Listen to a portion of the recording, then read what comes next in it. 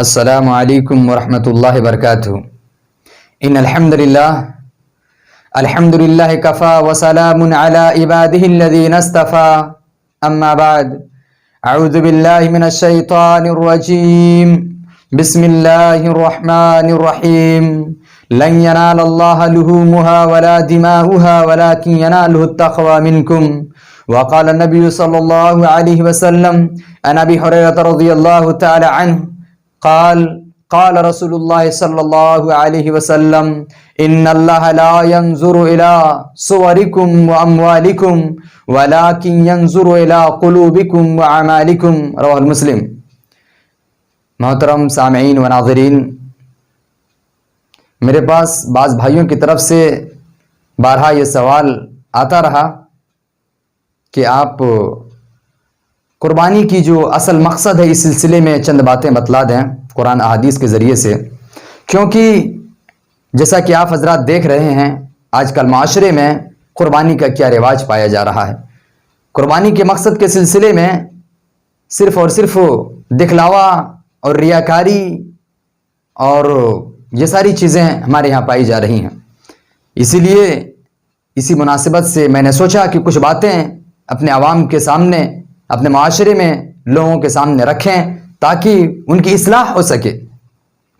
جیسا کہ میں نے سورۃ الحج کی آیت نمبر 37 تلاوت کی ہے، اس آیت کریمہ میں اللہ رب العالمین نے قربانی کا اصل مقصد کیا ہے اس کو بیان فرمایا ہے۔ اللہ رب العالمین نے کہا کہ لن ینال اللہ لحومها ولا دماؤها ولكن ینالہ التقوی منکم، کہ اللہ رب العالمین کے یہاں ہم جو قربانیاں پیش کرتے ہیں ان کا گوشت اور خون نہیں پہنچتا ہے، بلکہ اگر اللہ رب العالمین کے یہاں کچھ پہنچتا ہے تو ہمارے اور آپ کے دلوں کا تقوی پہنچتا ہے۔ ہم اور آپ کس طریقے سے قربانی پیش کرتے ہیں، ہمارے دل کے اندر کیا چیز ہوتی ہے وہ پہنچتا ہے۔ آج دیکھنے کو ملتا ہے کہ آج ہماری جو قربانیاں ہیں صرف ریاکاری اور دکھلاوے پر ہے۔ آج ہم بڑے سے بڑے بکرا اس لیے خریدتے ہیں تاکہ لوگ ہمیں کہیں کہ انہوں نے بڑا سا بڑا جانور اللہ رب العالمین کے راہ میں قربان کیا ہے۔ اللہ رب العالمین ایسے قربانی کو قبول نہیں فرمائے گا۔ قربانی کی جو اصل شرط ہے وہ یہ ہے کہ اخلاص اور للہیت ہونی چاہیے۔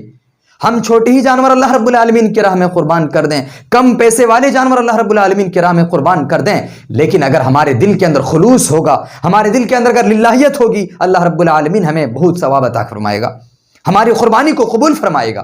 لیکن اگر رائی کے دانے کے برابر بھی ریا اور نمود پایا گیا، دکھلاوا پایا گیا، تو اللہ رب العالمین ہماری قربانی کو قبول نہیں فرمائے گا، جو کہ اس آیت کریمہ کے ذریعے سے صاف واضح ہوتا ہے کہ قربانی کا گوشت اور خون نہیں پہنچتا اللہ کے یہاں۔ اللہ کے یہاں اگر کچھ پہنچتا ہے تو صرف اور صرف دلوں کا تقوی پہنچتا ہے، دلوں کا اخلاص پہنچتا ہے، خلوص للہیت جو ہے وہ پہنچتا ہے۔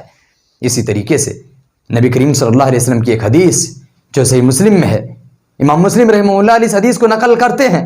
راوی حدیث حضرت ابو ہریرہ رضی اللہ تعالیٰ عنہ کہتے ہیں کہ نبی کریم صلی اللہ علیہ وسلم نے ارشاد فرمایا کہ ان اللہ لا ينظر الى صورکم واموالکم، کہ اللہ رب العالمین کسی انسان کے جسم کو نہیں دیکھتا، اللہ رب العالمین کسی انسان کے شکل و صورت کو نہیں دیکھتا، اللہ رب العالمین کسی انسان کے مال و دولت کو نہیں دیکھتا، وَلَكِنْ يَنْظُرُ إِلَىٰ قُلُوبِكُمْ وَأَعْمَالِكُمْ، بلکہ اللہ رب العالمین اگر دیکھتا ہے تو صرف اور صرف اس کے عمل کو دیکھتا ہے، اس کے قلوب کو دیکھتا ہے، اس کے دلوں کو دیکھتا ہے، اس کے اخلاص کو دیکھتا ہے۔ ہم کوئی بھی عمل کریں، کوئی بھی عبادت کریں، چاہے نماز ہو، چاہے زکوٰۃ ہو، چاہے روزہ ہو، چاہے دیگر اور بھی عبادتیں ہوں، کچھ بھی اگر کریں، ہمارے دلوں کے اندر اگر خلوص نہیں ہوگا، اللہ رب العالمین اس کو قبول نہیں فرمائے گا۔